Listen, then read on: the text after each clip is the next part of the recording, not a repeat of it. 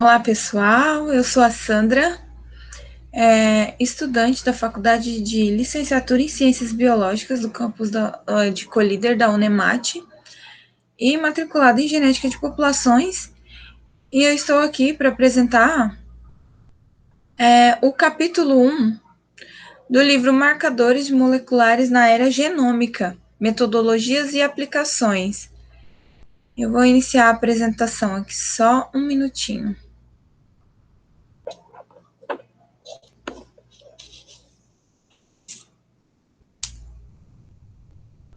Ok.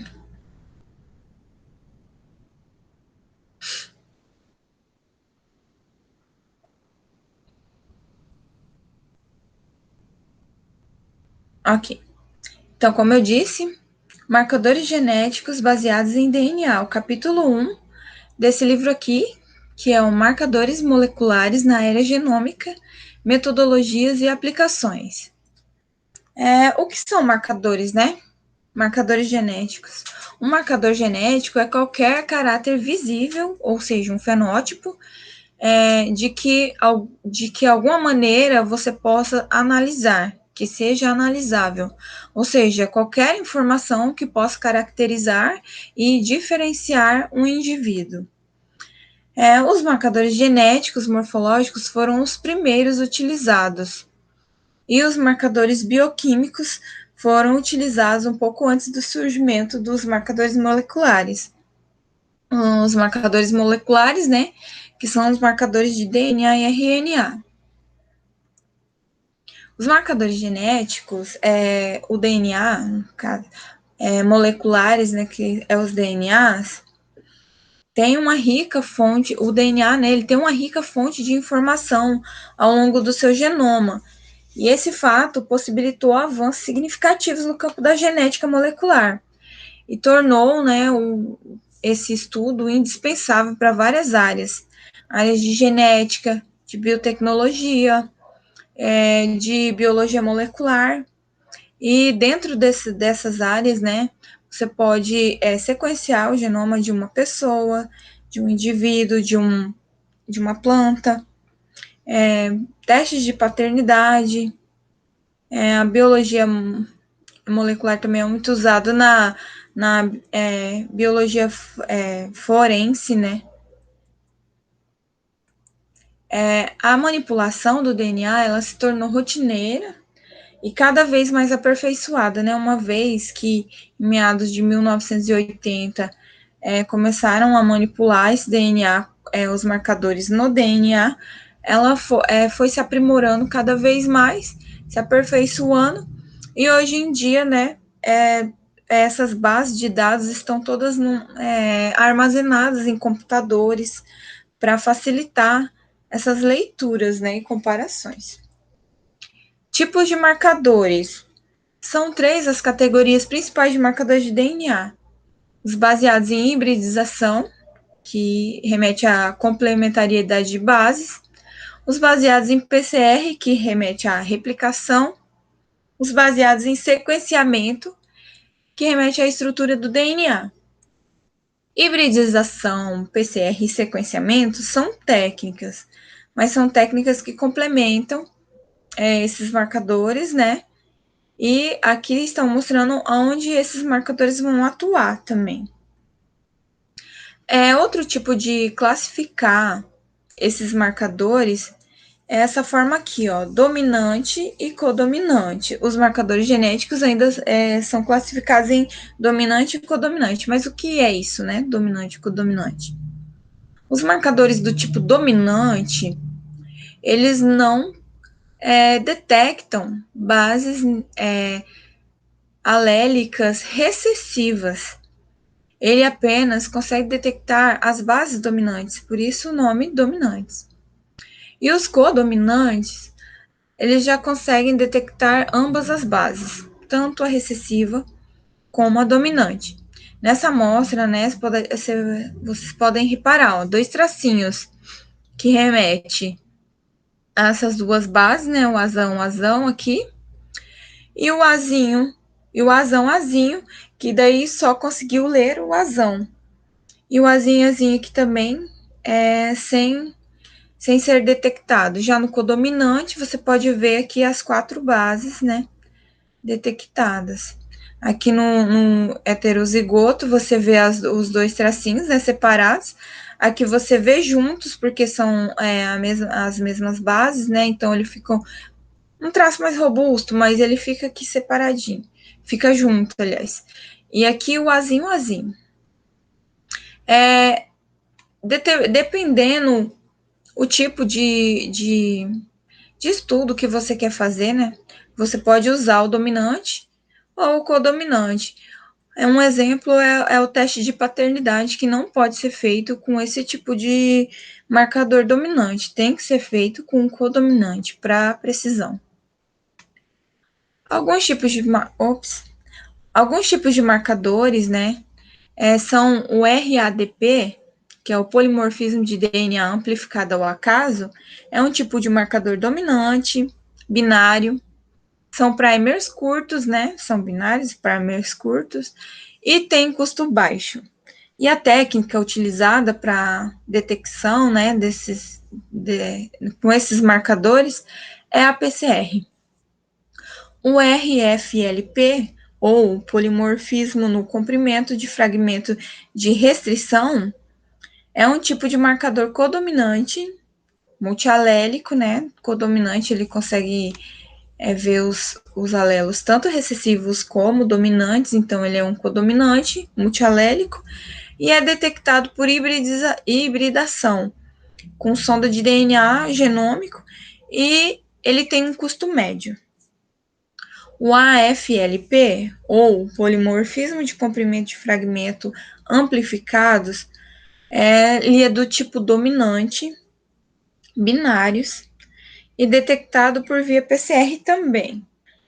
Mas esse método, né, esse marcador, ele precisa de uma digestão do DNA com enzima e é feito também uma triagem de combinação de enzimas e primers com bases adequadas àquele estudo determinado. E tem baixo conteúdo de informação, né, um pouco por ser dominante e apenas fazer a leitura desse alelo dominante e não conseguir ver o alelo recessivo, e tem o alto custo, por depender de várias etapas. Os microsatélites ou SSR, né, que é as sequências simples repetidas, são do tipo codominantes, multialélicos. A amplificação dele ocorre por PCR, via PCR. Precisa de sequenciamento do genoma, ou seja, antecedendo a amplificação no PCR, ele precisa ser sequenciado, e ele precisa também de engenharia de primers e construção de primers. Contém muita informação, ele é rico de informação, né, no genoma, e é utilizado para a construção de mapas genéticos e possui um alto custo, muito por conta, né, desses vários processos que é necessário ser feito. E os SNPs, eles são capazes de detectar mutações e polimorfismo através de alterações de uma única base no genoma. Eu fiz anotações aqui de alguns marcadores e no slide sequente eu vou mostrar uma tabela que tem no final do capítulo que mostra, né, as vantagens e limitações, que são essa tabelinha aqui, ó, mostra as vantagens e as limitações de cada marcador desse. E fazendo uma comparação aqui.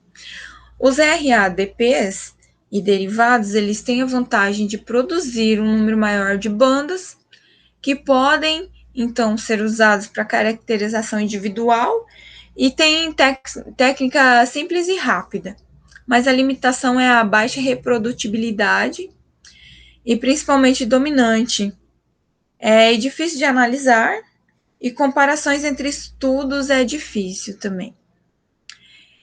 Esse aqui que eu não marquei, né, nos slides anteriores, o CAPS, o CAPS, ele é de rápida identificação de genótipo-fenótipo, mas ele tem a limitação de conhecimento prévio da sequência, ou seja, ele precisa ser sequenciado anteriormente. A FLP tem um grande número de marcadores por reação e tem alta reprodutibilidade, mas a limitação é que o marcador do tipo dominante não identifica indivíduos. Ah, essa daqui tem mais na próxima página, só um momento que eu tirei print. E também as vantagens dela é rapidez e não há necessidade de conhecimento prévio do genoma. Agora sim, eu vou ler as limitações. Marcador do tipo dominante não identifica indivíduos homozigotos e heterozigotos. E outra limitação é a homeoplasia de tamanho das bandas geradas. Os microsatélites, ou SSR, são altamente informativos, multialélicos, fácil de isolar, são codominantes, né, como eu disse anteriormente, alta reprodutibilidade, mas as limitações dele é que tem complexo de comportamento mutacional, alelos nulos, e tem comparação entre e comparações entre estudos requer preparação especial. E é espécie específico também. Os SNPs, eles têm baixa taxa de mutação, que é uma qualidade, né? Altamente abundante, e novas abordagens analíticas estão sendo desenvolvidas atualmente e tem fácil comparação entre estudos. Então, essas são as vantagens. As limitações é que ele é substancial, heterogeneidade da taxa entre sítios, e tem baixo conteúdo informativo para um único SNP. Esse DART, né, o DRAT, DART, meu Deus, DART, ele tem a vantagem de ter alta reprodutibilidade, alta acurácia, e não há necessidade de conhecimento prévio do genoma. Análises em paralelo e flexibilidade na aplicação. E as limitações dele é ser essencialmente dominante. Esse DART também eu não tinha colocado, né, na apresentação. Mas enfim, pessoal, essa é a apresentação do capítulo. E eu espero que eu tenha passado assim de uma forma responsável para vocês, que vocês tenham entendido. E obrigada por estarem assistindo para a minha apresentação.